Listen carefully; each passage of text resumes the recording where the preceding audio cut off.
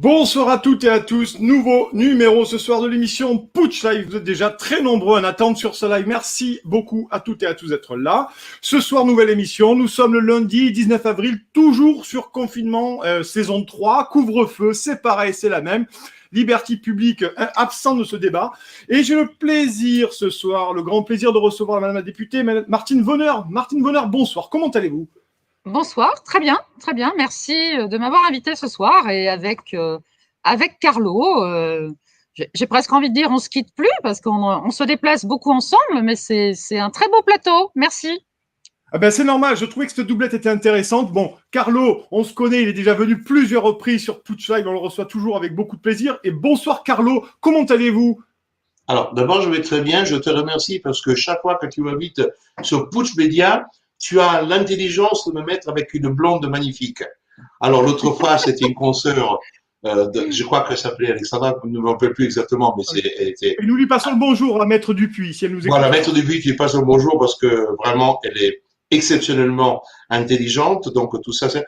Mais là, alors, je tiens à dire une chose, que c'est la première fois que nous faisons en live ensemble, Martine et moi. C'est vrai. Donc, ce n'est pas, même si nous sommes ensemble, ce n'est pas vrai. Il fait beaucoup d'émissions. Je la suis moi-même en tant que spectateur parce que vendredi, tu étais sur des plateaux, etc. Mais c'est la première fois. Donc, c'est une découverte. On s'est retrouvés sur les estrades, on s'est retrouvés dans les places déjà. On se fait attaquer par le maire aussi, ensemble. Donc, on prend des Carlo, places. time up, Carlo. Je vous présente. Alors, je le dis à tous les téléspectateurs, quand je dépasse 30 secondes, coup de caillou sur le doigt. Voilà, ceci est fait, c'est des règles qui sont propres à Maître Boussa, pas les miennes. Alors, je vous présente madame Martine Vonner, vous êtes députée du Bas-Rhin, groupe Liberté et Territoire, vous avez été exclue de la REM l'année dernière, vous êtes médecin psychiatre aussi, et vous avez quand même un CV très dense, très prestigieux, j'ai repris en préparant l'émission, donc on en parlera aussi de ça. Et vous êtes à l'origine avec 4 autres confrères du collectif Covid-19, Laissons les médecins prescrire, et Maître Broussa, Carlo Alberto Broussa, avocat célèbre, connu notamment dans le milieu du football, et fondateur de Réaction 19. Et vous faites actuellement un tour de France, notamment, et Martine Vonner, de plusieurs villes où vous faites le rassemblement, beaucoup de gens, beaucoup de monde, et on va en parler de ces rassemblements, notamment à Quimperlé. D'ailleurs, le maire, je crois, a fait un dépôt de plainte, je crois que c'est ça. Et finalement, on va parler ce soir de tous ces sujets. On va parler aussi de votre engagement premier à tous les deux. Martine Vonner, pourquoi vous êtes engagée en mars 2020 contre la gestion de la crise sanitaire ? Carlo, la même question. Et on va dérouler tout ça. On va parler de cette crise sanitaire. On va parler de tout le rôle des parlementaires, du rôle du débat aujourd'hui dans l'espace public. Pourquoi on est excommunié quand on a une parole divergente par rapport à ça, qu'on soit député médecin comme vous, Martine Vonner, ou avocat comme Carlo. Alors, on va commencer de suite. Merci en tout cas d'être là. N'hésitez pas à partager cela si vous êtes sur Facebook, parce que nos audiences, bien entendu, on est squeezés nous aussi sur YouTube et Facebook. Donc, merci de partager.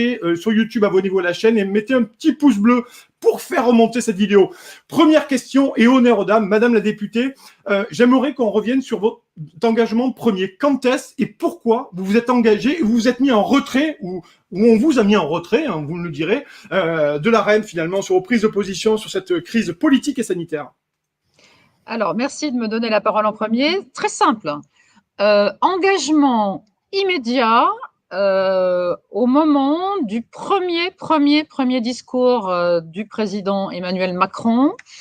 Au moment, souvenez-vous, où il a une posture extrêmement martiale, des termes où il parle de guerre, et il présente non pas une épidémie, mais une pandémie mondiale avec, pour moi qui suis médecin, et j'ai quelques diplômes universitaires supplémentaires, notamment dans le domaine de la santé publique. Et il est vrai qu'en l'entendant avoir ce discours tout à fait dissonant, c'est gravissime, mes concitoyens, nous sommes en guerre, c'est terrible, il va falloir confiner tout le monde, toute la France de façon très stricte, mais surtout, n'oubliez pas d'aller voter. Souvenez-vous, parce qu'il fallait aller voter pour les municipales. Et là, je me suis dit, en mars 2020, c'était le premier discours. Et très rapidement, suite à ça, donc là, j'ai déjà trouvé ça très choquant, et très rapidement, dans le second round, si je puis dire, ça a été une litanie Nous sommes face à une pandémie mondiale, sous-entendu, attention, vous risquez de tous mourir, mais surtout, n'allez pas voir votre médecin traitant, restez confinés chez vous. Surtout, n'oubliez pas non plus la boîte de Doliprane, la fameuse boîte de Doliprane. Et n'allez pas, encore une fois, consulter ceux qui vous connaissent, ceux qui connaissent vos autres maladies, vos comorbidités, les traitements que vous prenez, et qui, au fond, peuvent faire un diagnostic clinique. C'est non, c'est rester chez vous et attendez de ne plus réussir à pouvoir respirer pour appeler les urgences. Et là, je me suis dit, mais bon, ok, je suis psychiatre, je suis pas infectiologue, je suis pas généraliste non plus, mais il y avait quelque chose de tellement énorme, qu'en effet, vous l'avez dit en introduction, avec 4 autres confrères, on s'est tout de suite appelé. En plus, moi, quand tout cela a commencé, j'étais à l'autre bout de la planète. Peut-être que ça m'a permis aussi cette distance physique par rapport à la France, puisque j'étais en Australie à ce moment-là, et dans un endroit complètement incroyable pour les anciens comme nous. Enfin, là, je parle de Carlo parce que Nicolas, vous êtes très très jeune, mais pour les anciens, ce film Bagdad Café, vous vous souvenez, Bagdad Café? Parce que j'étais à peu près dans un endroit aussi perdu que cela quand j'ai vu ce premier discours. Donc en Australie, sur un écran géant. Et là, véritablement, je me suis dit, mais c'est pas possible. Il est encore pire que d'habitude, notre président. Il raconte vraiment un peu n'importe quoi aux Français et il va falloir agir tout de suite. Donc immédiatement, nous sommes 5. On crée le collectif Laissons les médecins prescrire et on lance tout de suite une interpellation du ministre de la Santé, de la Direction générale de la Santé, donc Jérôme Salomon, vous vous souvenez, le croque-mort, là, qui venait tous les soirs nous dire tant et tant de morts de plus, tant et tant de morts de plus, enfin, c'était hallucinant. Et immédiatement, on envoie un protocole d'études. On avait imaginé un parcours de soins sur les différents territoires pour proposer une véritable collaboration publique-privée, ce qui n'a pas du tout fonctionné d'ailleurs dans la plupart des endroits en France, mais pour replacer les médecins libéraux en première ligne pour qu'ils puissent soigner leurs patients. Tout cela a été une fin de non-recevoir. On avait pourtant, peut-être qu'on y reviendra, mais on avait pourtant Sanofi même qui nous envoyait les stocks d'hydroxychloroquine, qui nous les mettait à disposition pour faire une étude au niveau national, puisque Raoult avait déjà avancé le fait que hydroxychloroquine, azithromycine fonctionnait particulièrement bien. Donc Sanofi nous passait les boîtes de médicaments.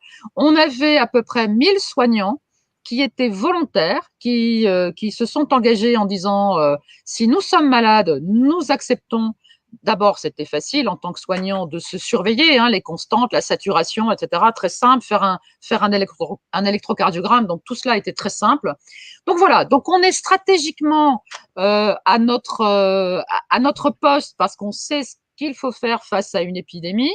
On propose une méthode cousu main au gouvernement et on attend toujours la réponse puisque nous ne l'avons jamais eue. Donc, à ce moment-là, je n'ai jamais rien lâché, à la fois parce que en tant que médecin, quand on est face à une épidémie, moi je me suis tout de suite remise dans la réserve sanitaire en me disant je vais être utile, peut-être sans doute plus qu'à l'Assemblée à ce moment-là. Donc je me suis proposée à la réserve sanitaire et j'ai tout de suite fait des gardes de psychiatrie, on pourra en parler, mais aussi se dire mais ce gouvernement, une fois de plus, est totalement, pardonnez-moi l'expression, à côté de la plaque et la stratégie n'est pas la bonne stratégie pour protéger la santé des Français. Et il faut le rappeler, vous étiez dans la majorité parlementaire, Martine Bonheur, à cette époque-là. Hein. À ce moment-là, j'étais encore dans la majorité. Il est vrai que depuis, ça faisait déjà 3 ans que j'énervais régulièrement cette majorité parce que j'avais à plusieurs reprises voté contre, notamment la loi Asile, Immigration, Intégration, le fait qu'on empêchait, ou en tout cas qu'on réduisait la possibilité d'accéder à l'aide médicale d'État pour les personnes en situation irrégulière. On n'a pas le temps de détailler, mais quand même, ce qui était aberrant, c'est de grignoter quelques milliers d'euros, alors que quand une personne en situation irrégulière est malade, elle ne peut pas accéder aux soins. La plupart du temps, ce sont des maladies contagieuses, d'ailleurs, et il est beaucoup plus simple d'aller voir un médecin plutôt qu'à d'attendre et son état de santé étant dégradé, de devoir aller à l'hôpital. On sait très bien que le coût d'une journée d'hôpital chiffre tout de suite en milliers d'euros, alors que d'aller simplement accéder à une consultation, c'est quand même beaucoup plus simple. Mais voilà, donc il y a eu ces exemples-là, il y a eu après la prolongation de l'utilisation du glyphosate, j'ai voté contre aussi, la fameuse proposition de loi anti-casseurs qui mettait déjà complètement, qui empêchait la circulation d'individus qui n'étaient pas fichés S, mais qui, simplement parce que ces individus avaient envie d'aller manifester, ne pouvaient plus circuler librement en France. Donc là, ensuite, on a vu arriver les gilets jaunes. Je me suis émue véritablement de l'absence de réaction du président face à cette montée de la vindicte populaire, mais qui était au départ pas du tout, en tout cas récupéré ni par les Black Blocs ni autres manifestants. Donc on avait des personnes, des citoyens lambda qui étaient sur les ronds-points. Et quand j'ai alerté le gouvernement, et d'ailleurs je n'étais pas seule, on était une vingtaine de députés à avoir alerté en disant mais écoutez-nous sur nos territoires, il se passe des choses. Et il faut aller au dialogue, il faut ouvrir la concertation, il faut comprendre pourquoi tous ces hommes et ces femmes sont sur les ronds-points à revendiquer des choses. Et là, de façon extrêmement hautaine, suffisante comme à l'habitude, le gouvernement est resté de marbre, disant mais attendez, vous rendez pas compte, on va quand même pas aller dialoguer, alors que c'est le début de l'hiver, qu'il va faire froid et que tous ces bonnes gens vont rentrer chez eux. Et on connaît la suite. Formidable conception de la démocratie. Ouais. Ah oui, non, mais c'est extraordinaire, hein, extraordinaire. Et on en reparlera des Gilets jaunes, Martine Vonner, c'est vrai. Je vais laisser la parole à Carlo Broussard parce que j'ai plein de questions pour vous. Vous êtes sur Putsch Live ce soir, un duo. Martine Vonner, député, médecin psychiatre, et Carlo Alberto Buzza, qui est souvent sur la chaîne. Merci Carlo. Même question, quand est-ce que vous commencez finalement? Parce qu'on vous a beaucoup vu finalement au début. On a vu beaucoup de live Facebook avec les masques. Alors vous cherchez des masques partout, Carlo. Je vous voyais sur Facebook et vous faisiez le tour des pharmacies. Pourquoi cet engagement finalement? Parce que vous êtes tous les deux des dissidents. Hein. C'est comme ça qu'on a intitulé l'émission ce soir. Vous êtes tous les deux des dissidents. Carlo, quand est-ce que vous devenez un dissident public? Pourquoi? Peut-être je l'ai toujours un peu été, le dissident. Parce que mon histoire particulière, ce n'est pas l'histoire d'un bonhomme de la bourgeoisie française qui devient avocat. Je suis né prolétaire, je suis né dans une famille d'ouvriers. Mon père était ouvrier à la Montedison, ma mère était ménagère. Donc ma vie était plutôt prédestinée à être un enfant de banlieue, en train peut-être de casser des voitures de police que de devenir avocat.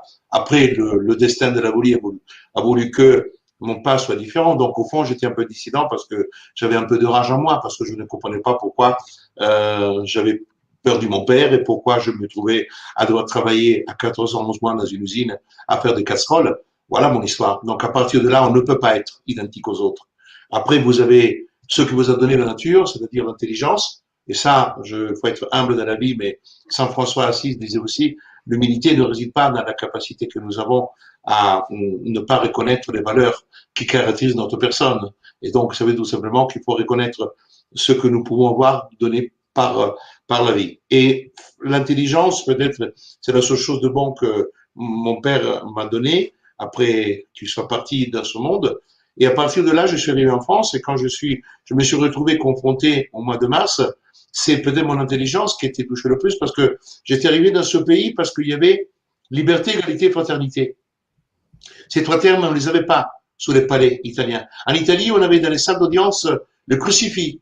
J'ai quitté l'Italie parce que je ne supportais plus le crucifix et je ne supportais plus d'être dominé par des gens qui allaient prier à l'église et après tromper les Italiens. Je quitte l'Italie pour aller chercher quelque chose de vrai. J'arrive ici, j'ai liberté, égalité, fraternité. Après, je recommence mes études. parce que j'étais emporté par le plaisir de continuer à étudier, alors que quand je suis venu ici, ce n'était pas le cas. Moi, pendant 2 ans et demi, je fais le serveur dans le resto, je me suis amusé, je me suis éclaté, j'ai eu une vie extraordinaire pendant 2 ans et demi. Après, je recommençais mes études et je continue à travailler dans la restauration. Donc, quand on a dit ça, on vit avec le peuple, on vit avec des gens. Moi, je n'ai pas vécu dans des milieux élitistes de la bourgeoisie parisienne. J'ai eu la chance de connaître des étudiants, après des gens qui étaient effectivement la bourgeoisie. J'étais même à la fac, pas exactement la même année avec Marine Le Pen. Elle était en maîtrise, moi j'étais en licence, et on prenait les cours en même temps. Et c'était la fille de Marine Le Pen, et moi je ne savais même pas qui était. J'étais assis à côté d'elle. Voilà comment fonctionne la vie dans les destinées, parce que le hasard a voulu que je sois à Assas. Donc, qu'est-ce qui s'est passé au mois de mars? Au mois de mars, j'ai vu la terreur dans les yeux de mes collaborateurs.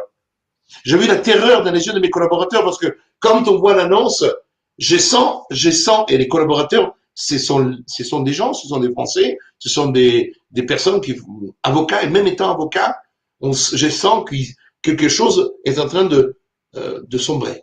Et là, je suis touché et je dis, il y a un truc qui se passe. C'est pas possible que du jour au lendemain, un homme qui n'a pas de pouvoir constitutionnel, qui n'est pas habilité par la loi, puisse me dire, vous allez partir pendant 23 heures par jour, enfermé chez vous, en prison, alors que j'ai fréquenté pas mal Fleury-Mérogis, hein, pas en tant que détenu, mais en tant qu'avocat, et j'entendais quand même les claquements de serrures qui se ferment, et je connais un tout petit peu le régime carcéral. Eh bien, on passait de la liberté à un régime carcéral au nom de quoi? De la santé. C'est-à-dire, la santé, c'est quelque chose qui est mais par une valeur, c'est un bien, le cas échéant que l'on peut avoir, et au nom de ce bien, on allait priver notre vie de tout. Parce que quand on était confiné, le premier confinement, nous sommes privés de tout. J'ai dit, comment un pays comme la France va être privé de tout? Et je vois que la même chose se passe en Italie, en Espagne, partout. Et j'ai dit, mais attends, là c'est encore pire. Là, c'est pas possible que tous les pays vont affronter de la même manière quelque chose comme si nous étions au Moyen-Âge. Et là, naturellement, mon esprit, qui est un esprit rebelle, parce que je suis avocat, parce que j'aime, à travers le droit, apprivoiser les situations, apprivoiser ce que les autres vont nous imposer comme règles, eh bien, peut-être cette violence apprivoisée dans le droit, eh bien, je vais l'utiliser pour dire, maintenant, je vais vous aider, vous donner tous les outils que je connais, et encore, ce n'est pas achevé, parce que j'en ai encore à donner beaucoup, en utilisant le droit contre ce que eux, ils appellent les lois. Or, les lois et les décrets qui n'ont rien à voir avec le droit. Parce que je rappellerai tout simplement que Antigone dit non. La loi dit, tu n'as pas le droit d'enterrer ton oncle ici. Non. Non, parce qu'il y a une loi supérieure, s'appelle le droit naturel, qui va dire que non, il pourra le faire parce que tu violes les lois, tu violes le droit naturel. Et quand on voit qu'on piétine les 17 articles de la Déclaration des droits de l'homme, ceux qu'on nous a vendus pour la Convention européenne des droits de l'homme, et ainsi de suite, qu'on les piétine en quelques secondes, eh bien, il est clair que moi, j'ai ressenti. Et encore aujourd'hui, si je peux utiliser le mot de buster, le buster réside toujours dans ce 17 mars, quand effectivement M. Macron, comme elle a dit justement Martine Vonner, il a parlé de guerre, il a parlé de choses qui n'ont rien à voir. Dire, ok, il peut y avoir une pandémie, il peut y avoir une épidémie, mais déjà avec les masques, déjà quand en Italie, la situation était grave, ici on rigolait au nez des Italiens, ça me dérangeait, parce que je reste toujours italien, mon passeport est italien, et ça me fait de la peine quand je vois qu'on rigolait avec une pizza, et qu'il y avait le pizzaïolo qui vomissait envers le fameux, la fameuse Covid-19, et on disait, mais nous, ça n'arrivera jamais, là-bas, sont des troglodytes. Alors voilà, pour ce préambule lent mais qui était nécessaire, on va parler maintenant, on va aborder le sujet de démocratie, Madame la députée, c'est extrêmement important parce que vous êtes au cœur de la machine. Aujourd'hui, dans ce pays, quel est l'état de la démocratie en ce 19 avril 2021 Quelle analyse vous faites aujourd'hui de cette démocratie qui va de plus en plus mal selon moi, mais vous allez me dire, et après je poserai bien sûr la même question à Carlo Brussa. Alors, très clairement, la démocratie est abîmée aujourd'hui.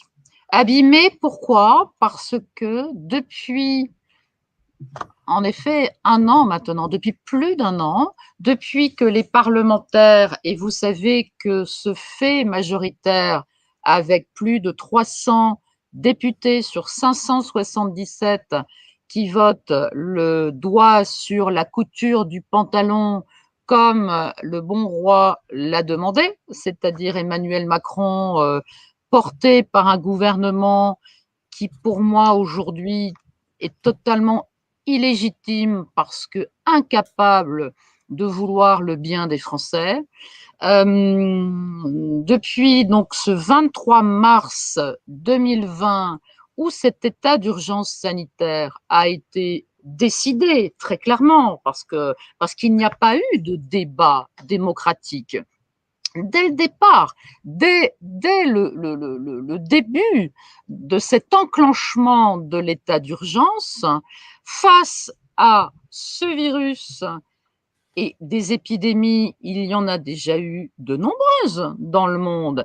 Et pendant qu'on se parle, il y a des tas de personnes qui sont malades de paludisme, de tuberculose. Il y a des enfants qui meurent quasiment chaque seconde de faim dans ce monde. Mais est-ce qu'on a pour autant déclaré un état d'urgence? Jamais, jamais.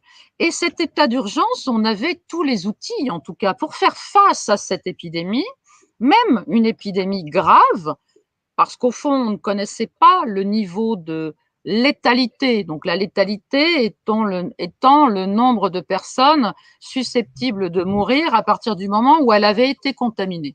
On aurait pu imaginer que c'était aussi grave que Ebola, 30% de mortalité, etc. Bon, non, pas du tout. Donc on est face à cette décision et on avait les outils dans le Code de la santé publique, l'article 131-1, pour gérer complètement cet état d'urgence, enfin en tout cas non, pour faire face à cette épidémie sans passer justement par l'état d'urgence sanitaire. À aucun moment depuis un an, les parlementaires ont pu, un tant soit peu, être un outil, un levier de contre-pouvoir. C'est une espèce de machine totalement écrasante depuis un an. On n'a jamais décidé si le confinement devait être généralisé, s'il devait être territorialisé. Vous vous souvenez, au début, c'était 1 kilomètre. Ensuite, c'était 100 kilomètres. Ensuite, là, en ce moment, c'est 10 kilomètres ou 30 kilomètres. Le couvre-feu, 20 heures, 18 heures. Mais on prend les Français, d'abord, j'ai failli dire, enfin non, je ne vais pas utiliser des mots grossiers, mais en tout cas pour des imbéciles, parce que rien n'est cohérent. À aucun moment, il y a eu des mesures cohérentes, adaptées à la situation sanitaire. Depuis un an, le gouvernement utilise la stratégie du mensonge. Un mensonge par rapport aux masques. On va peut-être pas se refaire tout l'historique, mais il y a eu les masques, il y a eu les tests. On sait très bien que ce test PCR n'est pas un test à utiliser comme diagnostic à grande échelle. C'est un test qui doit rester un test de laboratoire pour faire de la recherche, mais absolument pas un test à utiliser de cette façon-là. Il n'est pas fiable.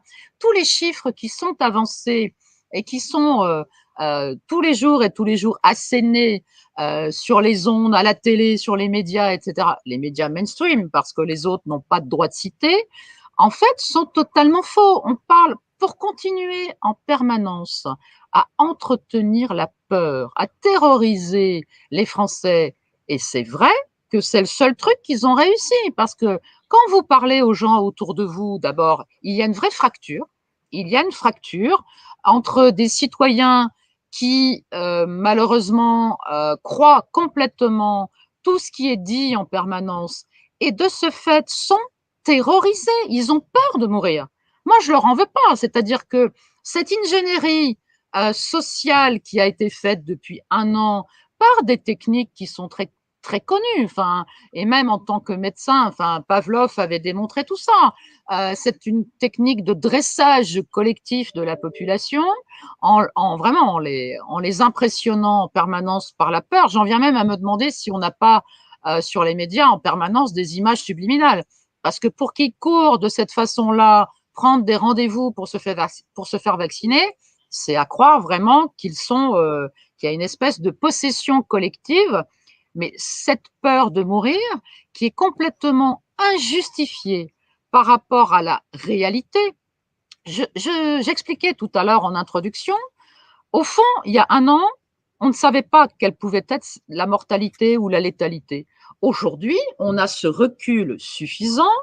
On sait, j'aime toujours à repréciser, qu'il y a moins de 0,5% de la population contaminée, infectés, donc avec des signes cliniques, hein, donc des gens malades, pas seulement des tests positifs, des personnes vraiment malades. Ces personnes vraiment malades, si elles ont moins de 70 ans, le risque de mourir est tellement faible, enfin c'est moins de 0,5%. Pour les personnes un tout petit peu plus âgées, plus de 80 ans, ça peut monter à 4,5, 5%. Mais le constat aussi qui est fait, c'est que l'outil thérapeutique qui aurait dû être utilisé, c'est-à-dire les antibiotiques très simplement, ou des molécules telles que l'hydroxychloroquine, ou maintenant on sait très bien que l'ivermectine fonctionne, à partir du moment où vous ne soignez pas les personnes, même en ne les soignant pas, on arrive à ce faible taux de mortalité. Donc, pour quelles raisons les Français continuent à être à ce point emmenés dans cette stratégie morbide, parce qu'il s'agit bien de cela, pour être d'accord et pour valider le fait de bloquer tout un pays, donc on va, et on y reviendra sans doute, vers une ruine économique de la France. Mais Martine Bonner, et Dans puis après je laisserai la parole à Maître Brussard. Mais je vais dire, en tant que vous, député, vous l'avez dit, finalement, le Parlement est un paillasson. Aujourd'hui, on le voit même nous, c'est pas du complotisme que de le dire, on le voit bien avec cet état d'urgence sanitaire. Tout est décidé dans le PC Jupiter avec quelques personnes très restreintes. Finalement, vous voyez comment en conseil de défense, il Conseil de faut défense bien, au PC en Jupiter. Tout à fait. Vous avez conseil raison de de le préciser. défense. Il Ouais. n'y a pas de Comment conseil des voyez-vous ministres. l'Assemblée, pour finir ma question, Madame la députée, dans 2 mois, 3 mois, est-ce qu'à un moment donné, l'Assemblée nationale pourra à nouveau jouer son rôle de contrôle de l'exécutif ou pas?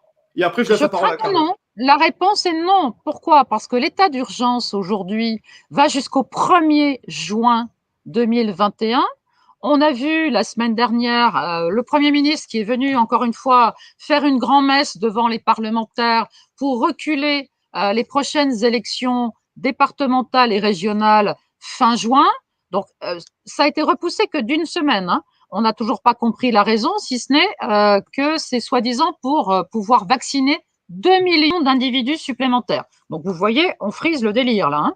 Mais pour pouvoir faire ça tranquillement, il va falloir repousser l'état d'urgence sanitaire. Il y a 2 manières de pouvoir le faire. Par décret, il le repousse. Donc, par décret, le gouvernement, l'exécutif fait ce qu'il veut, encore une fois, sans les parlementaires et prolonge l'état d'urgence d'1 mois, mais ça ne va pas être suffisant.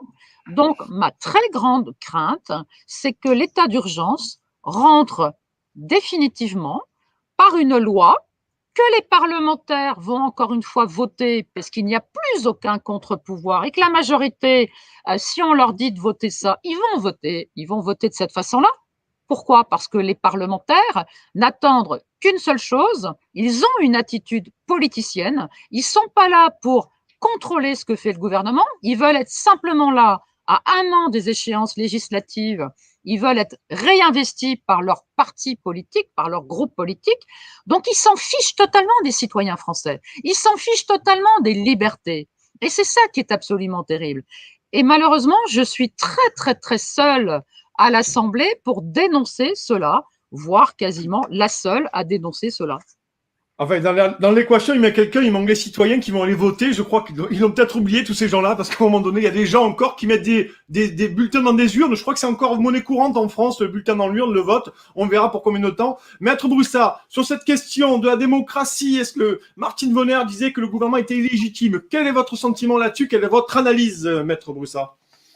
Je pense que une analyse chronologique a le mérite d'être exposée. Moi, je partage totalement la position de Martine Bonner et je vais la compléter en tant que juriste. Notre processus démocratique a été remis en cause par des choix qui ont été faits à une époque, après la Deuxième Guerre mondiale, avec notamment la Quatrième République, et la volonté de créer un système d'aspiration monarchique. Pourquoi? Parce que après la Deuxième Guerre mondiale, la Quatrième République était retombée dans des cacophonies parlementaires qui faisaient que la France était devenue ingouvernable. Donc, le choix en 1958 de créer une situation pyramidale avec un personnage au sommet de l'État qui, à l'époque, était élu par les assemblées. C'est De Gaulle, en 1963, qui souhaite avoir la légitimité populaire parce qu'il était déjà dans le conflit avec le cercle économique, notamment les Rothschild, qui, pour lutter face au pouvoir économique qui voulait déjà décider de la France, il souhaite avoir le suffrage universel direct. Pour De Gaulle, c'est une manière de sceller un pacte avec les Français. Et il l'obtient, gain de cause, la loi est votée, il est élu, et en 1963, M. De Gaulle devient le président des Français par légitimité populaire. Les choses changent quand il recherche en 79 avec un plébiscite d'avoir encore plus parce que il y a 68 remet en cause le pouvoir politique alors que Pompidou se léchait les babines parce que plus De Gaulle s'enfonçait dans 68 et plus Pompidou, même s'il était au gouvernement, lui, il ne risquait rien. De Gaulle signe ce référendum pour abroger le Sénat et il perd.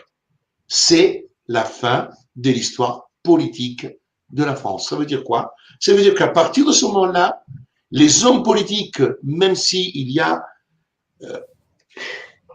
excuse-moi, un suffrage universel, pardonnez-moi, même s'il y a un suffrage, c'est-à-dire populaire, les gens vont voter, il y a un travail qui commence à partir des années, on est déjà dans les années 80 avec le conditionnement. Le choix de mettre après Giscard Mitterrand se fait avec le travail des francs-maçons. Les francs-maçons ont écrit le programme politique de Mitterrand parce qu'il fallait à ce moment-là un certain virage politico-social qui était ce qu'on appelle la social-démocratie, qu'on voulait en France, parce que Mitterrand va représenter la social-démocratie. Donc, à partir de là, nous sommes déjà, quand on va à la fac, quand on étudie, les professeurs de droit répètent, le Parlement est une chambre d'enregistrement. Les Français doivent comprendre ce mot.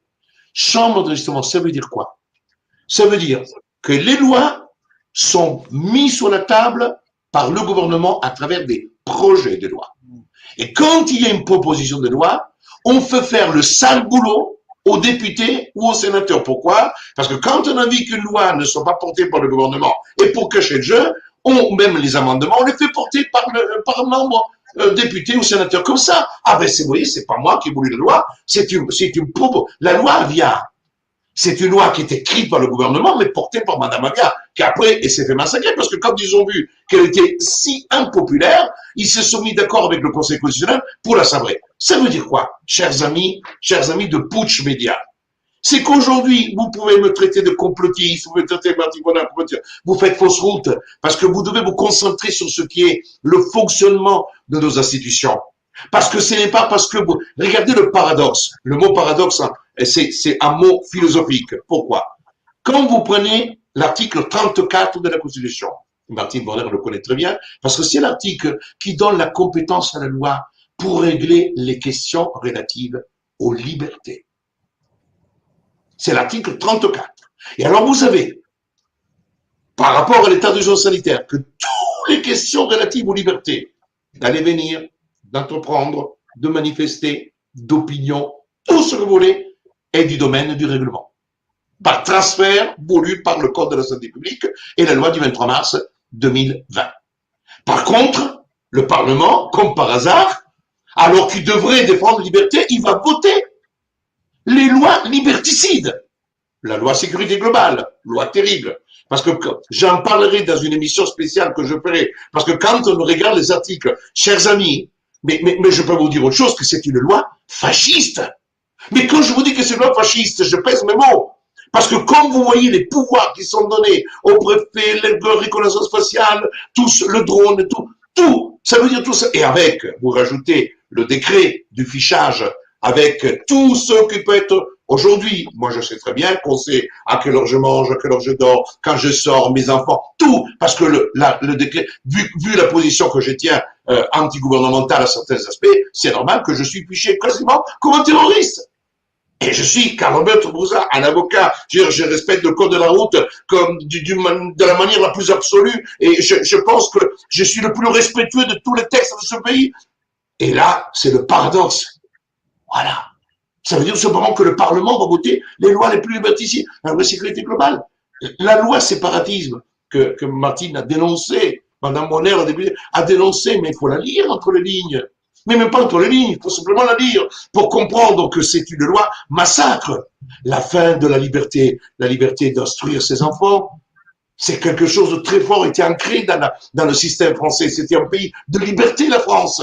Alors que nous sommes en train de tomber dans un pays totalement étatisé. On a dit, ah, les bolcheviks et les communistes, regardez, c'est une honte, l'individu disparaît. Eh bien, chez Hegel, idem, l'individu disparaît. Donc, on a vendu notre âme au diable, on l'a pas vendu à Tolstoï, non, pas Tolstoï, au marxisme, on l'a vendu à Hegel. Vous voyez, Tolstoï, c'est un lapsus freudien. Guerre et paix. Au fond, on est en plein guerre et paix. Lisez Tolstoï en tout cas. Alors on va continuer cette discussion passionnante effectivement là-dessus, sur ce rôle de l'Assemblée nationale aussi. Après je voudrais qu'on passe aussi à ce fameux rassemblement de Quimperlé où vous étiez tous les deux. Et le maire, j'ai vu dans le Télégramme notamment aujourd'hui, que le maire avait posé une plainte pour mise en danger de la vie d'autrui. On en parlera après. Effectivement, ce que dit Maître Brussa, Madame la députée, c'est extrêmement dangereux. En fait, c'est terrifiant, cette non-position ou ce paillasson qui est devenu l'Assemblée nationale, une chambre de consultation, une chambre d'enregistrement et de consultation. On l'a vu avec le 3e confinement, le discours de politique sanitaire générale Jean Castex, finalement, qui n'était que consultatif quand il est venu se présenter à l'Assemblée. Vous aviez pas votre mot à dire dans ce discours, me semble-t-il. Il est venu vous dire ce qu'Emmanuel Macron avait décidé, non, ou je me trompe? Non, vous vous trompez pas du tout. Ce qu'a dit Carlo, et il donne toutes ces précisions, et je le remercie parce que au fond nous sommes très complémentaires. Moi j'ai l'entrée sanitaire et il a toujours tous les éclairages extrêmement fins juridiques, et vraiment je le remercie parce qu'il faut absolument que les citoyens qui nous regardent, toutes les personnes qui sont là à suivre Putsch Média comprennent plus de bien. 2300 en ligne actuellement, plus de 2300 sur tous nos réseaux. Voilà. C'est très bien parce que les citoyens ont le droit de savoir et ils ont cette soif de vouloir comprendre ce qui est en train de se passer dans le pays. Et en effet, quand les premiers ministres, puisque ça avait commencé quand Édouard Philippe était venu pour le plan de déconfinement, mais à chaque fois que Castex vient, c'est sur le principe de l'article 50-1. Ça veut dire quoi? Ça veut dire que, quel que soit le vote des parlementaires, et même si 100% des sénateurs et 100% des députés à l'Assemblée nationale votent contre, le gouvernement, l'exécutif, fait ce qu'il veut. Et je rajoute à ça, en plus, les citoyens ne s'en rendent pas compte, mais ça devient une lutte permanente pour pouvoir même faire son mandat correctement, puisque les règles sanitaires abusives sont les mêmes au sein de l'Assemblée nationale. C'est-à-dire que pour aller défendre même des tout petits amendements, moi j'avais déposé bien sûr beaucoup d'amendements pour qu'on, là aussi, on n'égratigne pas l'instruction en famille, l'IEF. Et je sais qu'il y a plein de parents là qui sans doute nous suivent, mais les parents qui ont fait ce choix et qui veulent continuer à faire ce choix de l'instruction en famille sont aujourd'hui très, très inquiets. Et ces amendements pour ce maintien de l'instruction en famille, je n'ai pas pu aller les soutenir moi-même dans la commission des lois. Alors, c'est très technique, ça paraît être un peu abscon. Moi, je suis membre, je suis commissaire aux affaires sociales. En tant que médecin, c'est assez logique. J'avais souhaité participer à la commission des affaires sociales où on traite des questions de santé, des questions de travail, des questions de retraite. Souvenez-vous cette proposition de loi retraite. Donc, en étant commissaire aux affaires sociales, je n'ai pas le droit, parce que nous sommes dans une crise sanitaire et dans un état d'urgence sanitaire, d'aller défendre mes amendements dans la commission des lois. On ne doit être présent qu'à demi-jauge, c'est-à-dire, bon, quand vous regardez l'hémicycle, c'est parfois à pleurer tellement il y a peu de parlementaires qui sont présents. Mais là, c'est encore pire parce que au moment des questions au gouvernement, par exemple, où l'hémicycle est assez rempli, nous n'avons pas le droit d'être les uns à côté des autres. Il faut absolument qu'il y ait des sièges vides de chaque côté. Donc, on nous empêche là aussi de venir faire ce pourquoi nous avons été élus, parce que l'Assemblée nationale, c'est pas la maison des parlementaires, c'est la maison du peuple. Moi, je représente les citoyens qui m'ont élu et d'autres. D'ailleurs, parce que nous sommes citoyens élus dans un territoire, mais nous sommes des parlementaires élus de la nation. Donc, nous représentons l'ensemble des élus. Et vous avez cité Quimperlé, et c'est assez significatif, et on va sans doute y revenir, mais Oui, on va en parler. j'avais quand même, juste pour que les gens comprennent bien, les personnes comprennent bien, j'avais sollicité mes collègues parlementaires bretons, élus en Bretagne. Et certains ont tenté de m'intimider, venant s'asseoir à côté de moi dans l'hémicycle et me disant, mais attends, mais pour qui tu te prends? Toi, tu es une élue alsacienne, pourquoi tu viens discuter en Bretagne, etc. Mais ils n'ont rien compris. Vous dites compris. intimidé, Martine Bonner? C'est bien ce que j'ai entendu? Oui. Vous avez été intimidé? Intimidé, oui. On m'a sommé de ne pas venir en Bretagne pour aller à la rencontre des citoyens lors de cette manifestation. Alors bon, je me suis pas étendue en introduction sur mon côté rebelle, mais ça aussi c'est un point commun avec Carlo. Je crois que plus on m'interdit de faire des choses, plus j'essaye déjà de comprendre pourquoi on m'interdit de les faire. Et je suis aussi très très respectueuse toujours de la loi, mais justement, je suis aussi élue de la République française, donc aucun territoire français ne m'est interdit. Aucune zone, même si j'ai envie demain d'aller visiter une prison à Marseille ou Fleury-Mérogis, etc., j'ai ce droit de la Constitution, j'ai ce droit de pouvoir, et c'est aussi quelque chose qui me fait avancer dans mon quotidien, me préoccuper toujours des personnes les plus vulnérables. Et ces personnes qui ont été les victimes de la Covid, parce que réellement, si ce gouvernement avait utilisé une stratégie autre permettant à toutes les personnes malades d'être soignées, on n'en serait pas à des chiffres comme 100 000 qui ne signifient absolument rien, parce qu'on continue, et je tenais à le repréciser aussi, on continue à comptabiliser les personnes qui sont décédées avec la Covid et pas de la Covid, donc ça aussi c'est important, mais plutôt que de faire une remise à zéro avant l'hiver, on a continué à compter depuis janvier 2020, parce qu'il y avait les tout premiers cas en janvier-février 2020, et on continue. Donc tout ça pour dire qu'on continue à faire peur. J'en reviens à la démocratie. Non, à aucun moment, il n'y a eu des débats dignes de la Ve République, des débats qui auraient permis de pouvoir orienter, en tous les cas, certaines décisions prises par ce gouvernement qui fait ce qu'il veut, comme il veut, sans respecter les Français et sans respecter les parlementaires. Alors, je voudrais qu'on réagisse là-dessus. Surtout, moi, ce qui m'importe quand je lis des articles sur vous et ce que je vois, ce qui se dit énormément, vous êtes tous les deux traités par ce qu'on exprime de complotistes ou du moins des tendances complotistes.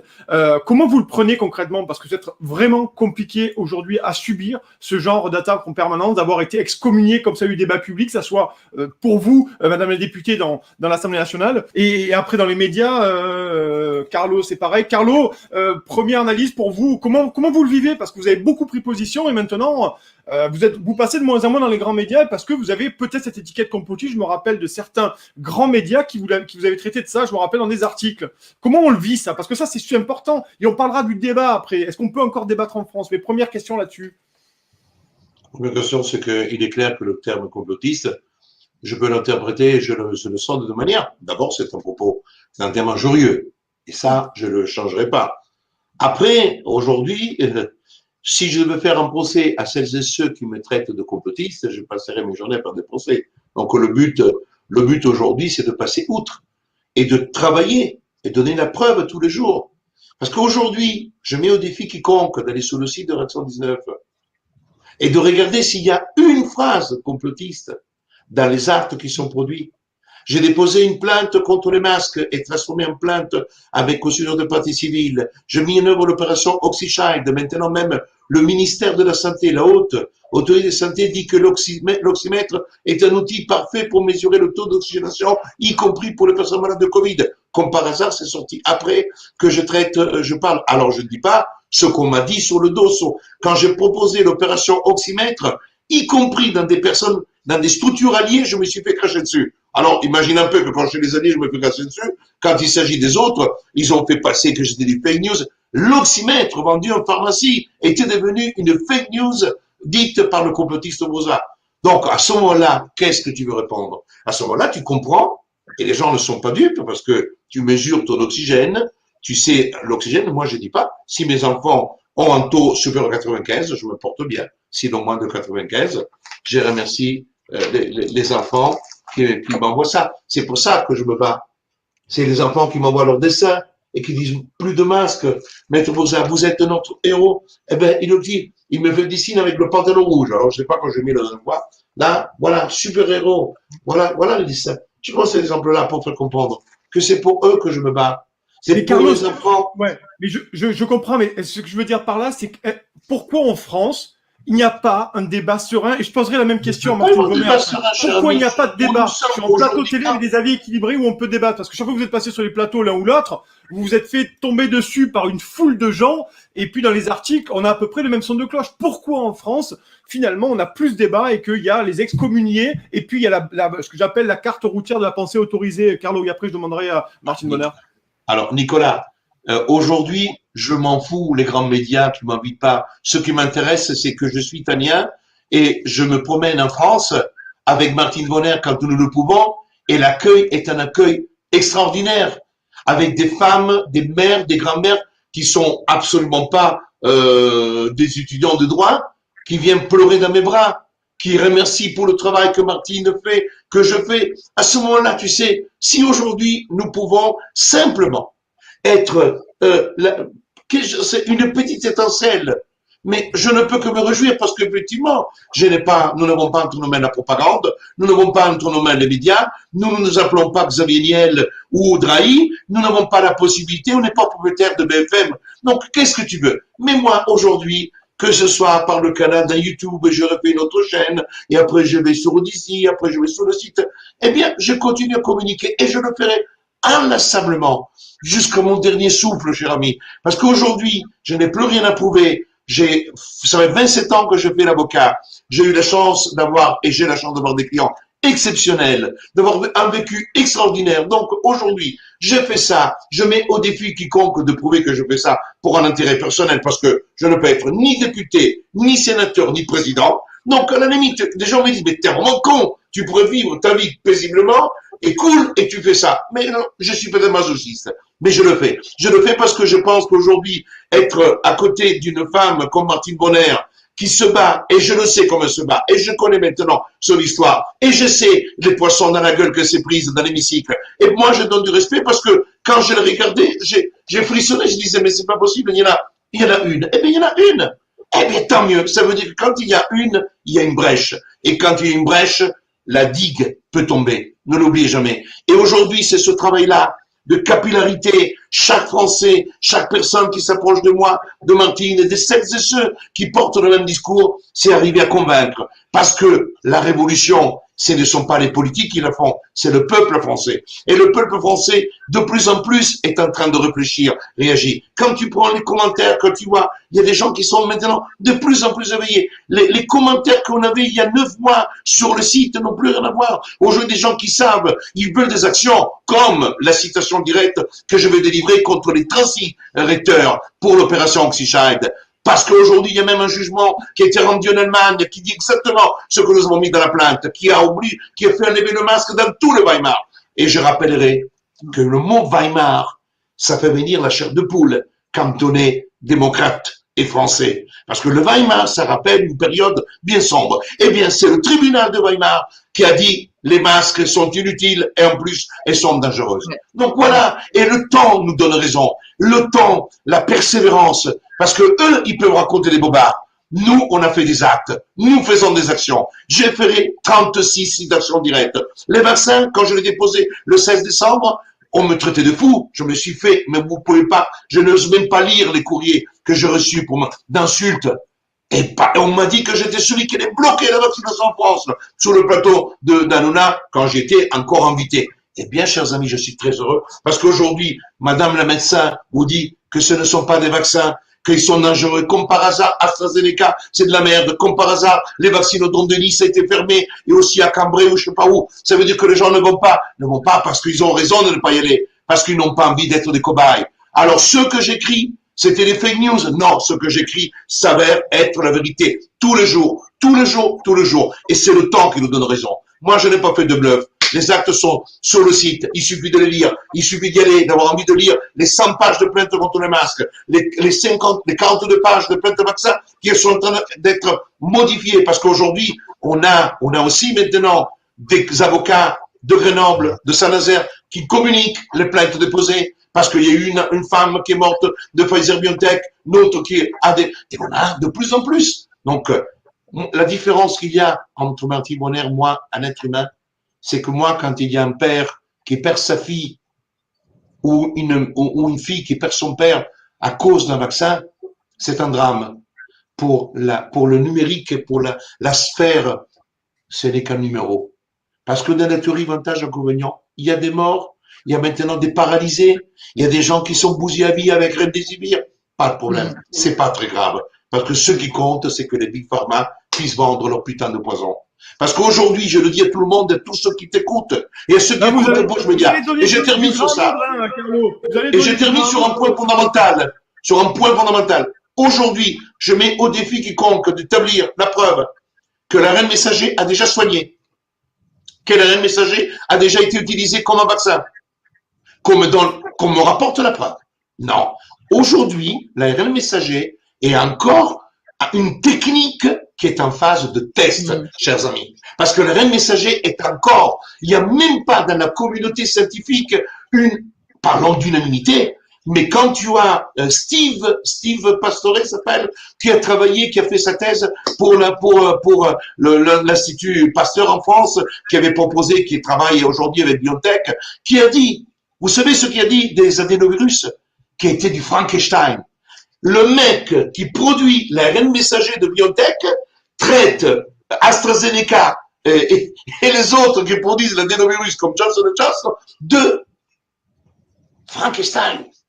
On en est là.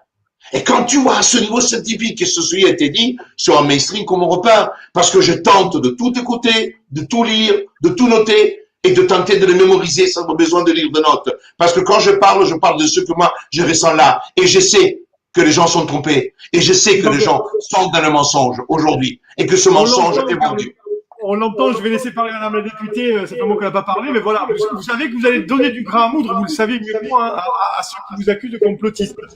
Mais c'est bien de l'entendre aussi, c'est pour ça que je vous invite ce soir tous les deux.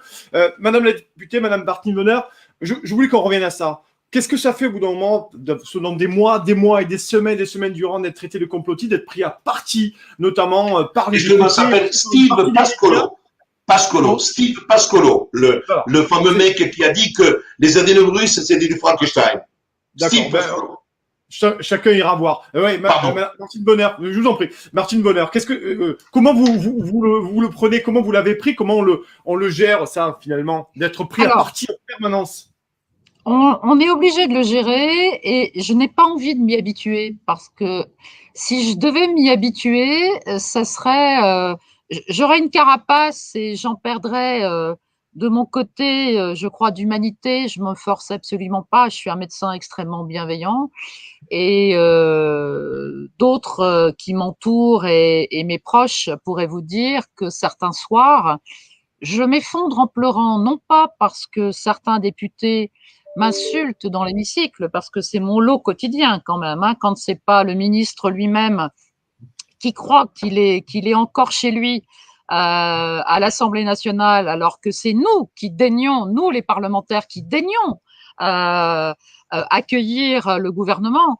Mais ce qui me porte régulièrement les larmes aux yeux, c'est en effet toute cette maltraitance, non pas vis-à-vis de ma personne, mais vis-à-vis des concitoyens, vis-à-vis aujourd'hui, vous savez que la Société française de pédiatrie a vraiment tiré la sonnette d'alarme parce qu'on a des enfants tout petits qui se suicident. C'est du jamais vu en France. On a aujourd'hui des parents qui ont perdu leur travail. L'avenir est extrêmement sombre. C'est toutes j'allais dire, les effets secondaires des décisions par rapport à la Covid, encore une fois, qu'on peut soigner. Donc, il y a eu déjà tout au début toutes ces personnes qui ont perdu la vie parce qu'elles n'ont pas été soignées, toutes ces personnes qu'on a accompagnées vers la mort, parce que c'est ça qui s'est passé. Le fameux décret Rivotril signé par Olivier Véran le 27 mars 2020, qui a donné l'instruction d'utiliser cette molécule qui, normalement, la première contre-indication, c'est l'insuffisance respiratoire. Or là, il a demandé qu'on utilise cette molécule alors que les personnes n'arrivaient plus à respirer. Donc on voit bien que cette maltraitance vis-à-vis de Français, elle est tellement énorme que ma petite personne qui est traitée de complotiste, qui est insultée tous les jours et tous les jours et toujours, ça, c'est pas grave. C'est absolument pas grave. Souvent, je suis en colère parce que mes enfants regardent aussi tout ça sur les réseaux sociaux. Je suis une mère de 3 grands-enfants et ça me fait mal pour eux parce qu'ils sont plus souvent que moi sur les réseaux et là, ça les blesse profondément. Ils savent, enfin voilà, ils savent qui je suis.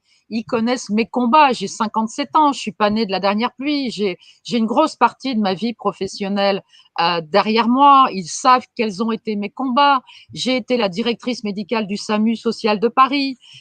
Voilà, je me suis toujours mobilisée pour les gens en grande difficulté. Et là, ce sont les Français, ces 67 millions quasiment de Français qui sont en difficulté face à un gouvernement, mais je ne sais pas, je ne veux pas utiliser des qualificatifs qui vont m'être reprochés, encore une fois, mais c'est insupportable ce qu'ils sont en train de faire.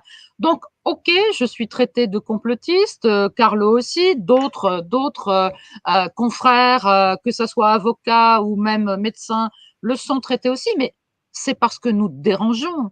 Et on sait très bien qu'on essaye de nous faire taire. Alors, le bâillon qui est mis, le masque qui est mis sur la bouche des Français, c'est aussi hautement symbolique. Vous savez qu'en tant que psychiatre, je passe mon temps à m'interroger et à donner du sens à tout ce qui est fait, parce qu'on sait très bien que le masque ne sert à rien par rapport au virus, mais c'est pour empêcher les Français de respirer, pour empêcher les Français de s'exprimer.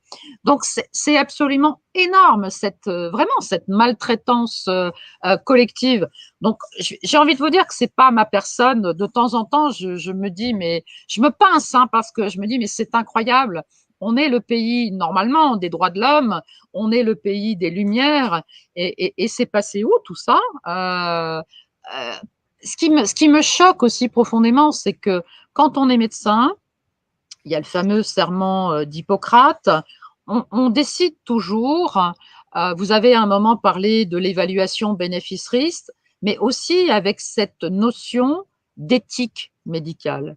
Et là, encore une fois, jamais il y a eu cet espace de réflexion éthique. Jamais le gouvernement a été capable de remettre en cause ces décisions. Jamais on a pu discuter et mettre sur le même plan les décisions sanitaires, les décisions économiques et les décisions sociales, parce que là, les conséquences, et on le sait, sont absolument terribles sur le plan économique et sur le plan social. Et ça va faire beaucoup plus de morts que la Covid, parce que je parlais des suicides des enfants, des suicides des adultes, mais tous ces morts économiques, parce que ces personnes qui perdent leur emploi, ces personnes qui ont été obligées de liquider leur commerce, ces restaurateurs, et je suis très en contact avec le collectif des pendus, c'est absolument terrible, ce mot, le collectif des pendus. Mais parce que l'avenir de beaucoup de citoyens français, il est là. Il y en a qui pensent à ça, qui m'écrivent, qui m'envoient des mails. J'ai à peu près 2000 mails par jour de personnes qui appellent à l'aide. Et ça, c'est notre pays. Et donc, c'est raison pour laquelle, j'allais dire, je me réveille tous les matins avec la même énergie et la même rage, oui, parce que vraiment, il faut de la rage, mais je me force pas, c'est mon moteur, c'est vraiment la bienveillance et oui, il faut que ça change, il faut que ça change, il faut que les Français puissent retrouver toutes les libertés, toutes les libertés. Au nom de quoi on empêche les jeunes, les étudiants. Vous vous rendez compte que ça fait plus d'1 an qu'ils n'ont pas le droit d'aller à l'université plus qu'1 jour par semaine. Ils sont enfermés dans leur cité universitaire, ils sont enfermés tout seuls face à leur ordinateur. Enfin, c'est absolument terrible. Il y en a qui n'ont plus rien à manger. C'est pas les 1 euro, les repas à 1 euro balancés par le gouvernement, c'est pas les chèques psy. Moi, ça me fait hurler, ça. C'est qu'ils n'ont vraiment rien compris. Ouvrons les universités, ouvrons les lieux de culture, ouvrons les musées, ouvrons les théâtres, là où on peut échanger, là où on peut réfléchir, là où on peut se nourrir de beau. C'est ça qui importe aux Français. C'est pas être enfermé chez soi en ayant la trouille de sortir parce qu'on pense qu'on va aller mourir. Il faut changer tout ça. Tout ça. Il faut balayer ce gouvernement. J'ai déposé une motion de censure 49.2, je l'ai proposé à mes collègues parlementaires. Le 49.2, c'est quoi? On a le droit, nous, c'est même mon devoir de parlementaire, de dire stop, ça suffit, il faut changer de gouvernement. Et ce gouvernement est désigné. Ce gouvernement n'a pas été élu par les Français. Moi, j'ai été élu. Le président a une forme de légitimité parce qu'il a été élu. On ne va pas discourir aujourd'hui de la validité de l'élection de 2017. On pourrait le faire, et il faudrait le faire. Mais on il faut encore 2-3 émissions, Madame la députée, pour en parler. Il nous reste un quart d'heure. Pardon, on n'a pas le temps de le faire ce soir. Mais ce gouvernement totalement illégitime, j'ai demandé à mes collègues parlementaires, il faut 58 parlementaires simplement pour déposer un 49.2. Eh bien, il n'y a personne qui est d'accord avec moi, avec ça. C'est très simple. Il n'y a personne. Je suis toute seule. Et c'est dramatique. Allez, il nous reste encore un petit quart d'heure avec Martine Vonner. Merci beaucoup, Madame la députée, d'être là ce soir. Carlo Alberto Brutal, avocat. Merci, Carlo, d'être là également. Je voudrais qu'on parle de Quimperlé. Et ensuite, je vous pose une question d'actu sur les dîners clandestins. J'aurais aimé avoir votre avis là-dessus. Je vous ai vu chez TPMP, Martine Vonner, en parler. Je trouve ça intéressant. Et j'aimerais avoir votre avis quant à ça. Bon, vous êtes bien sûr Putsch Live ce soir, lundi 19 avril. Vous êtes très nombreux, près de 3000 sur l'ensemble de nos réseaux. Merci beaucoup. N'hésitez pas à partager sur Facebook, à liker. Sur YouTube, abonnez-vous à la chaîne et le petit pouce bleu. Et pour les plus téméraires d'entre vous, n'hésitez pas à vous abonner soit à la newsletter gratuite, soit à vous abonner à nos offres payantes également, ou nous aider sur Tipeee, parce que c'est pas sûr que nos chaînes restent en vie bien longtemps, surtout avec des émissions comme ça. Voilà, on nous traque un peu partout, donc n'hésitez pas à vous abonner à la newsletter gratuite, comme ça on reste en contact et on sort un peu des réseaux des GAFA. Et si vous voulez nous aider, n'hésitez pas à partir de 1 euro, parce qu'on a vraiment besoin de vous. Et grâce à ça, on peut faire des émissions comme ça. Voilà, trêve de pub. On continue sur Quimperlé. Alors, qu'est-ce qui s'est passé en Quimperlé? Manifestation, j'ai lu 600 personnes, vous étiez tous les deux et d'autres, finalement, et le maire a fait un dépôt de plainte contre vous. Est-ce que, d'une part, qu'est-ce qui s'est réellement passé? Et d'autre part, est-ce qu'il va y avoir d'autres rassemblements dans les jours à venir, dans les semaines à venir? Je vous préviens, chers invités, il nous reste un quart d'heure. Carlo, Martine Vonner, et après la question d'actu. Tu permets? Vas-y, Carlo. Oui. Non, aujourd'hui, d'abord, quand on nous donne des chiffres, c'est un peu comme les manifs. Hein. Il n'y en avait pas 600. On sait quand il y a 600 personnes parce que on a l'habitude de faire aujourd'hui des meetings avec les gens. Il y en avait beaucoup plus. C'était plus de 1000 personnes, voire plus parce qu'il y a des gens qui sont venus, des gens qui sont partis.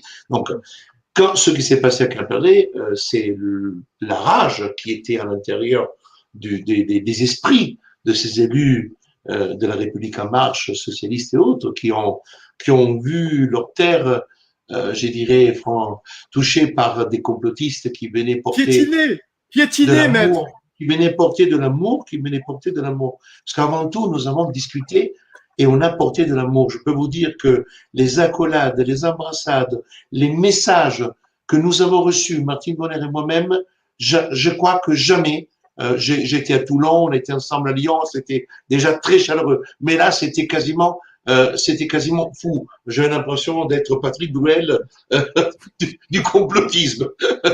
Donc, j'ai dit ça avec une certaine ironie. Et après, vous avez ce maire qui a une sorte, avec le préfet, cette réaction de déposer une plainte pour mise en danger délibérée. Or, la plainte, je ne sais pas si elle est contre Martine Bonner et moi-même, elle a été déposée contre les organisateurs, mais moi, si je suis visé, c'est pas grave, je répondrai aux interrogations qui sont faites, j'irai avec beaucoup, beaucoup d'honneur, parce que d'abord, j'irai avec honneur pour répondre sur chaque point, pour répondre sur ce qui est la loi, la liberté de manifester, la liberté d'exister, la liberté de parler, d'exprimer ses opinions. Tu as dit tout à l'heure, Nicolas, que tu crains que ta chaîne, après, ben voilà à quel point nous sommes. C'est-à-dire que ce sont des langages qu'on a peur, on tenait et on tient dans des dictatures, qu'on tient en Iran, qu'on tient en Corée, qu'on tient en Chine, mais dans un pays comme la France, avoir peur que ta chaîne soit supprimée, avoir peur que c'est une hypothèse, une probabilité, voilà ce que j'ai dit. Mais c'est une hypothèse politique. Moi, j'ai une chaîne avec 75 000 abonnés, on me l'a détruite, on m'a tué, et Rex 119 Web TV, 75 000 abonnés.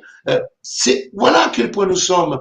Donc aujourd'hui, les gens, ceux qui sont là, les quelques trolls qui sont venus sur le chat, mais vous devrez avoir honte de défendre ces valeurs-là. Vous devrez avoir honte.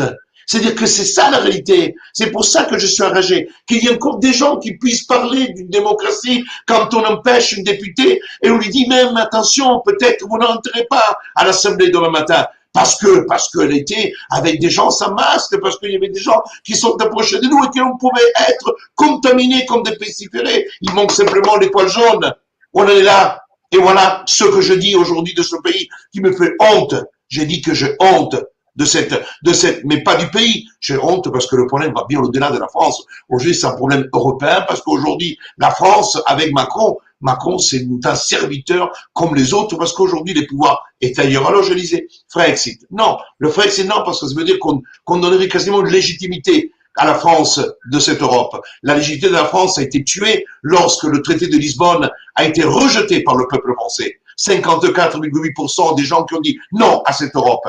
Et les politiques au service de la gouvernance mondiale ont fait voter l'approbation du traité de Lisbonne qui nous a foutu dans cette Europe technocrate et au service effectivement des GAFA, des Big Pharma, des Big Data, du grand capitalisme qui effectivement tentaculaire détient aujourd'hui. Peut-être aujourd'hui, oui, il faut sortir de cette Europe. Peut-être il faut la quitter. Et j'espère que Madame Martine Bonner aura envie d'être candidate aux élections présidentielles. Parce qu'aujourd'hui, elle est anti-système, parce qu'effectivement, être anti-système, ça veut dire quoi? Avoir le courage de dire la vérité. Avoir le courage de dénoncer les méfaits d'une république. Avoir le courage de dénoncer les méfaits d'un gouvernement. Et si aujourd'hui être anti-système, c'est ça, ben ça veut dire qu'effectivement, elle mérite d'être président de la République. Et j'espère vraiment, je le dis devant tout le monde, et avant Push Média, je vais parler comme ça, que vous puissiez être candidate pour ces élections. Parce qu'aujourd'hui, je crois qu'il n'y a pas, je ne connais pas d'autres personnes aujourd'hui susceptibles. Parce qu'il y en a certains qui aujourd'hui se réclament, qui ont senti le vent venir, qui avaient déjà eu des positions qui étaient un peu collatérales. Mais ils sont dans le système, parce que ça fait tellement d'années qu'ils vivent dans le système. Et si même des gens, il y a quelqu'un qui dit, oui, mais vous avez été séduite par Macron. Peut-être qu'on pouvait l'être à l'époque. Je dis avec beaucoup de sincérité que moi-même, avec beaucoup d'humilité, à un moment donné, je dis, un jeune qui arrive, même s'il est Rothschild, peut-être il va apporter un souffle nouveau. Moi aussi, je suis tombé dans le piège. Et c'est pas pour autant, et je ne vote pas. Donc, ça veut dire tout simplement que moi-même, j'étais candidat pour Berlusconi. Est-ce que je suis pour cet année? Je n'étais même pas inscrit. Ça veut dire tout simplement que mesurons les personnes pour ce qu'elles font. Aujourd'hui, Martine Bonner, dans l'hémicycle, c'est la seule députée, le seul représentant du peuple qui a le courage de rappeler les valeurs de la France. C'est la seule qui a le courage de rappeler aux Français qu'il existe 17 articles qui ont été votés le 26 août 1789 et il les défend comme un étendard. Et moi, je suis avec elle. Et moi, en tant que réaction 19, je fais tout le possible avec le droit de défendre. Je le dis, j'espère que vous serez. Je vous vois pour faire bien comprendre qu'il n'y a pas de complicité entre nous à ce niveau-là. J'espère que vous ayez le courage de devenir, d'être candidate. Parce qu'on a besoin d'une femme comme vous, comme président de la République. Ben, une belle déclaration d'amour politique, Madame la députée de Maître Brussa. Vous seriez peut-être la candidate surprise de 2022, la candidate hors système, peut-être. Mais écoutez, mais je ne sais pas si c'est le scoop de ce soir. Moi, je vais peut-être là, au moment où on se parle, répondre peut-être en éclairant ce qui s'est passé à Quimperlé, puisque c'était ça la question. De remettre en cause ce qui s'est passé de façon extrêmement spontanée. Et je peux confirmer qu'il y avait largement plus que 1000 personnes qui étaient présentes. Et même les conseillers les plus intimes du président, qui se prend lui-même aujourd'hui pour un grand épidémiologue, mais les conseillers, notamment suisses, le professeur Flau, qui a eu l'oreille attentive du président, a redit tout à fait récemment qu'il n'y a jamais eu de cluster au Grand Air. Donc, nous n'avons fait courir absolument aucun risque aux citoyens. Donc, il n'y a absolument aucune mise en danger. C'est pas Martine Vonner, psychiatre, qui le dit. C'est des épidémiologistes, ce sont des infectiologues. Zéro risque de se contaminer à l'extérieur. Alors, qu'est-ce qu'on nous reproche? Mais même les grandes fêtes où il y a eu des milliers de personnes, on n'a détecté aucun cluster. Ni dans les fêtes qui sont tenues, ni au Marseille. Jamais aucun cluster. Donc, c'est quand même extraordinaire. Pardonne-moi ce petit... Non, mais il y avait eu cette manifestation à Lyon où il y avait également plus de 1000 personnes. Il y a eu une manifestation à Strasbourg, à Mulhouse, samedi dernier à Metz. Il y en aura une énorme, gigantesque, le 1er mai à Paris. Et nous serons présents. Et il faut véritablement que tous les citoyens soient présents, les dizaines et des dizaines de collectifs. Il y a beaucoup d'appels, effectivement, pour le 1er. Il y a beaucoup d'appels sur les réseaux sociaux pour le 1er mai, effectivement. Ouais. Pour le 1er mai, c'est fondamental que les Français soient là pour réclamer ces libertés fondamentales. C'est capital. Donc, qu'est-ce qui s'est passé? Comme l'a dit Carlo, il y a eu des sourires, il y a eu des échanges, il y avait des familles, des enfants, et véritablement, c'était de la joie, du partage, du lien, tout ce qui donne du bonheur avec un grand B, tout ce qui fait du bien à la population, tout ce qui renforce l'immunité, parce que ça aussi c'est important. Si on est heureux, eh ben on est beaucoup plus fort pour combattre le virus. Et depuis le début, on nous enferme, on nous rend triste et on affaiblit l'immunité. C'est aussi simple que ça. Donc non, nous ne sommes pas des complotistes. Non, nous n'avons pas mis en danger la vie d'autrui à Quimper. Mais je crois que je suis devenue un petit peu le point noir de toutes les préfectures parce que je crois qu'il y a des dossiers qui circulent.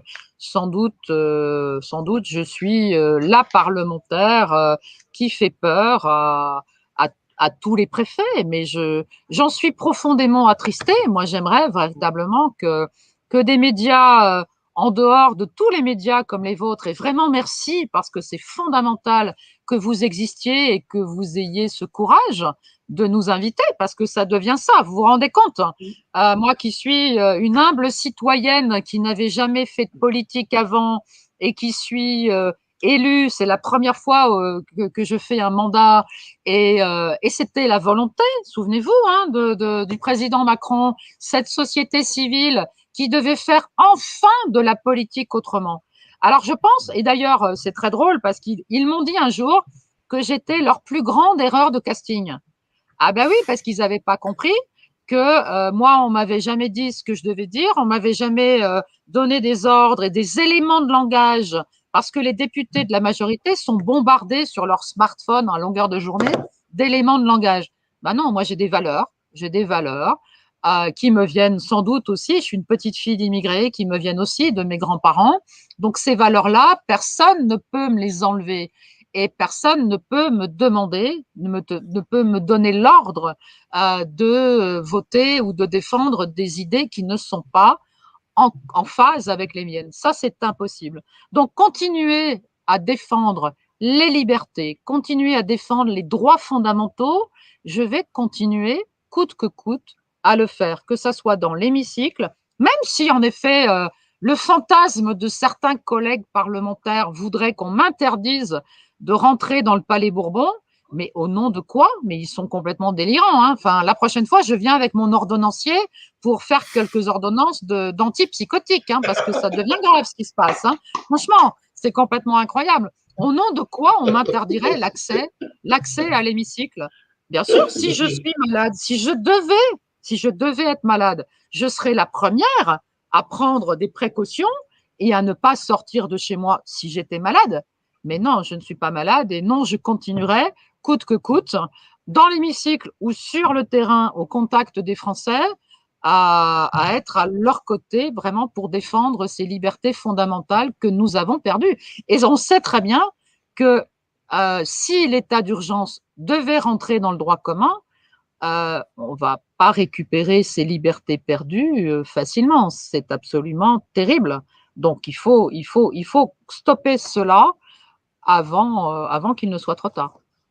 En tout cas, nous sommes toujours là, nous, sur Putsch Live, Putsch Media, nous faisons notre boulot. On vous donne la parole, hein, Martine Vonner, Carlo Bruzza. C'est notre boulot aussi de faire venir des voix discordantes, des voix qu'on n'entend plus sur les grands médias, parce que les 3000 personnes pratiquement qui sont là ce soir, elles ont aussi le droit de vous entendre et elles ont aussi le droit de se faire leur propre avis, leur propre idée. Et nous ne sommes pas des redresseurs de tort, nous ne sommes pas là pour leur dire qu'il faut entendre telle personne ou telle personne. C'est pour ça que vous êtes là et que Putsch Media continue d'exister tant qu'il sera possible d'exister, chers amis, puisque c'est très difficile pour vous comme pour nous de faire de l'indépendance sans avoir de capital derrière nous, d'investisseurs ou de mains secrètes. Voilà, en tout cas, dernière question, on a explosé les records d'audience, explosé les records temps, enfin voilà, c'est l'explosion absolue démocratique ici, il nous reste encore une petite bulle démocratie, on y est. Dernière question, les dîners mondains, les dîners clandestins mondains, en 3 minutes chacun, qu'est-ce que ça vous a inspiré, Maître Bruzza, quand vous avez eu ces informations et les gens qui auraient participé, vous avez pensé quoi finalement? Mais moi, je trouve ça magnifique. Je trouve ça magnifique parce qu'en réalité, la plupart disent « Ah, c'est un scandale, c'est terrible, eux, ils peuvent le faire et nous, non. » Mais moi, en réalité, je dis tout simplement, c'est magnifique parce que c'est eux, ils le font, c'est qu'ils savent pertinemment qu'il n'y a pas de danger. Donc, si je dois plaider quelque chose, quand je vais plaider pour soutenir une thèse, je vais dire, regardez, Madame, Monsieur le Président, vous considérez que les dîners sont dangereux alors que les membres du gouvernement même et des ministres, peu importe, seront à ces dîners sans masque et en totale, je dirais, violation de la distanciation. Alors, pour l'instant, il n'a pas été prouvé que des ministres y avaient participé. Non, hein, mais peu importe, mais quand on prend la nomenclature qui fréquente ce endroit, qui sont quand même des gens parfois proches du pouvoir, sont quand même des gens d'un certain réseau. Je ne dis pas méchamment. Je dirais même que c'est très important parce que à partir du moment que la désobéissance civile, elle n'est pas simplement du petit restaurateur du soir qui va se battre tout seul, mais qui est aussi du côté peut-être de ceux qui sont la grande bourgeoisie, parce que M. Sarkozy est allé lui-même à faire de la délation parce que il était dérangé chez lui avec sa Carlita. Parce que le gros problème de Sarkozy, c'est que Carlita, quand elle chante tellement doucement qu'avec les bruits qu'il y avait à côté, elle pouvait pas l'entendre. Donc c'est pour ça qu'il a appelé la police pour le faire intervenir et faire taire, parce qu'il voulait qu'il continue d'écouter. Ah, je t'aime, bout d'amour, comment je t'aime. Et ça, c'est Carlita quand elle chante. Alors, et c'était une petite touche d'humour d'une italienne, parce que Carla Bruni est une italienne, donc, à la limite, grand bien, et je suis très heureux. Il vous reste 1 minute 30, pour finir votre plaidoirie. Je termine sur ma plaidoirie, qui n'est pas une plaidoirie, c'est pas pour dire toute désobéissance me convient. Tout acte qui peut, regardez le paradoxe, la désobéissance pour vivre des libertés. La désobéissance pour aller au restaurant, la désobéissance pour faire la fête, la désobéissance pour se faire la bise, la désobéissance pour se serrer entre ses bras, la désobéissance pour caresser quelqu'un. Ça, c'est de la désobéissance. Vous imaginez un peu à quel point nous sommes.